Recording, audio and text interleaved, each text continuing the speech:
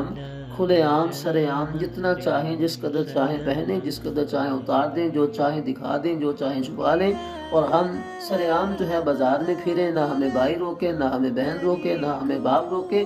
نہ ہماری کوئی برادری ہو، نہ ہماری کوئی رشتہ داری ہو، نہ ہمارا کوئی مذہب ہو، نہ ہمارا کوئی دین ہو، نہ ہماری کوئی